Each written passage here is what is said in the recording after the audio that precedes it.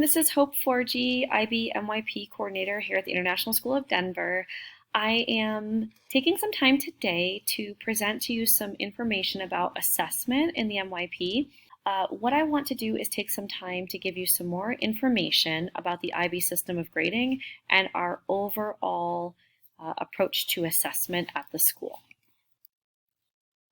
So when we speak about assessment, it's really integral to all teaching and learning. MYP, or Middle Years Program Assessment, requires the teachers to assess the subject using criteria, and there are 4 criteria for each subject area. In order to provide students with opportunities to achieve at the highest level, MYP teachers will need to develop rigorous tasks that embrace a variety of different strategies. So we have 2 main types of assessment, and anything that we give the students to check their understanding falls into one of these 2 categories, either a formative assessment or a summative assessment. I won't read all of this to you, but I just want to highlight a couple important things. Formative assessment is used to inform both the teacher and the student. So in ManageBack, when you see something marked as formative, it means that we have taken a pause to check understanding. We're gathering, interpreting, analyzing information to see if, do we understand what we're doing here? Have we grasped this concept before we move on? Okay, so it is something done probably very briefly, most likely in class, and the feedback may be in the form of just comments. It may be points to tell the student, you know, out of 10 points you had 8 here, here's the 2 you missed, here's why. So it's really checking for understanding. Summative assessment is something that comes at the close of a piece of instruction in order to determine a student's grade against the IB criteria, against those 4 criteria that are assigned to the subject area. And I'll explain that to you in just a minute. But these are things that you would, for example, see at the end of a unit. Could be an essay, a presentation, a project, could be some kind of performance, could be a lab that they have to do, a test they take. So various kinds of assessments that demonstrate the student's understanding at the end of a body of learning. Okay, so some aims here, and again, won't read everything to you here, but just to highlight. We really look at assessment as a way for us to inform the way in which we teach and give students opportunity to exhibit their skills, to transfer their understanding from class to class, to improve their thinking, and really to be good inquirers through real-world understanding of their subjects. Some key features here. Again, the summative and the formative tasks, which are both equally important.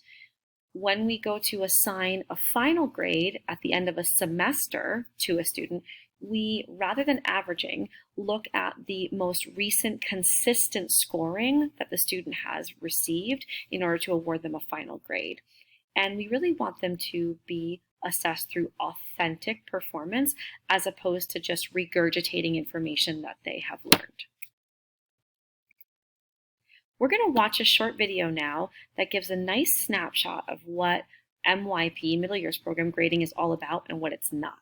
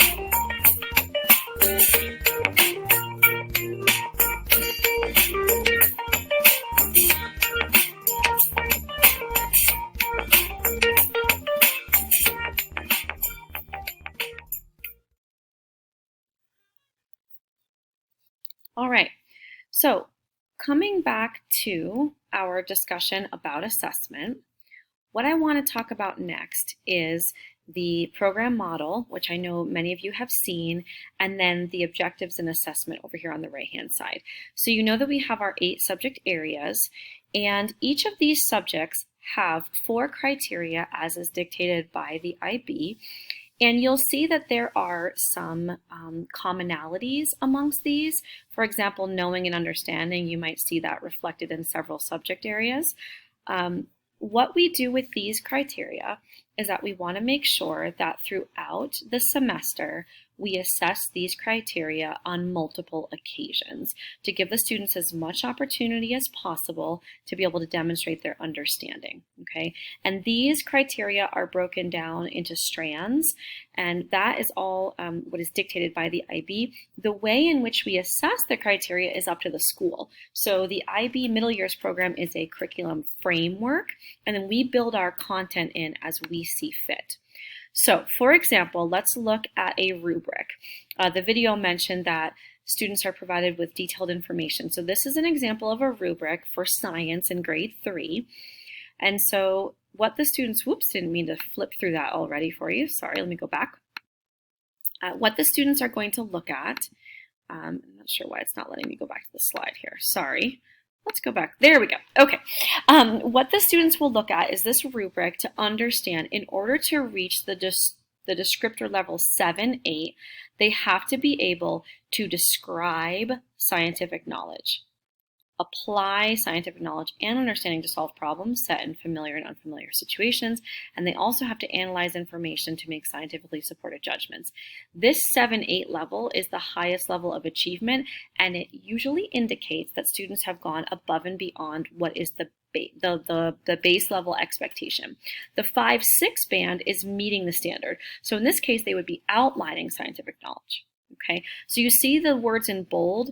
Those command terms are really important, and that's how we determine where a student lands based on their work. So, color bands, let's take a closer look. Okay, in the 1 to 2 range, it means the student is not meeting the standard. The 3 is approaching the standard, where the 4 is meeting the minimum standard. Okay, so there's a significant difference between the 3 and the 4 in this band. Okay, the 5, 6 is meeting the standard. When your student receives a 5 or 6 on a criteria, that means they've done a great job. Okay, so sometimes when parents see the 0 to 8 scale, they think a 5 means that they have like a C. Okay, no, that is not the case at all. A 5, 6 means they have produced good quality work, they have a secure understanding of the concepts, and they have used some sophistication in their creative and critical thinking. Okay, the 7, 8 is exceeding the standard. Okay, this is going above and beyond, maybe even transferring their knowledge into a unexpected situation. They are consistently demonstrating sophisticated critical and creative thinking skills. Okay, so if you're not seeing 7s or 8s right now, please do not be alarmed. Okay, the 5, 6 standard and even the 4 in the beginning of the year is completely acceptable given the nature of how this grading system works. All right, so again, just for a little bit more clarification, all right, when you see a 5, 6, meeting the standard. Okay, 3, 4 category shares the same descriptors, but as I mentioned earlier, the 3 would indicate an area of concern because the student is close to dropping down to this level, whereas a 4 says they're just barely meeting the standard. This might be, you know, they were able to do most of the work, they missed a few things, they're just almost there, okay, but need a little bit more improvement. This is great, this is exceptional, okay? All right, so how do you know where your child stands, okay? Each teacher has the 4 criteria to determine a final grade. Final grades are going to come at the first report card. So that's at the end of the first semester. So that will be in December. All right. So I mentioned to you the 4 criteria, and the maximum they can achieve on the criteria is 8. So if they received an 8 in all 4 criteria, that would be 32. Okay. That translates over to a final grade of 7. Now you might be saying, hey, Hope, what is up with this? Isn't it 0 to 8? Well, It's 0 to 8 for the criteria themselves. The final grade is from 1 to 7. I know it's maddening. I feel the same way about it. The IB has certainly heard from us that, this creates a little bit of confusion. But if you look at this table, okay, I hope this will help. So let's say, for example, that a student received out of their 4 criteria, let's say on criteria A they had a 6, on criteria B they had a 5, on criteria C they had a 6, and on criteria D they had a 4, okay? So what you're getting there, all right, is, let's see, I'm doing my math, 5, 6, 7, 8, 9, 10, 11. Okay, so you're getting a 21 total, all right? So a 21 total. So that falls into this range, which is an MYP final grade of 5. That means that they produce generally high quality work. They had secure understanding of concepts, okay? Sometimes a little bit of sophistication. So on the report card, if you see a final grade of 5, you know that that student, your student, has done high quality, even sometimes, or generally high quality work, and even sometimes been able to use some sophistication. This is a really good score for a final MYP grade, okay? When they are achieving a 6 or 7 final grade, that is high quality, okay? That is extensive understanding, comprehensive communication, consistently demonstrating sophisticated critical and creative thinking skills, okay? So the 6s and 7s and final grades, guys, those are the top of the achievement, all right? So I really want you to understand the difference there and to know that it does not translate over to the traditional sort of letter grade system that you and I might be used to in our own education, okay? So I hope that that helps shed some light on the IB system of grading and our system of assessment in general here in the middle school. Our first semester report card will be released on Friday, December 18th at the end of the school day.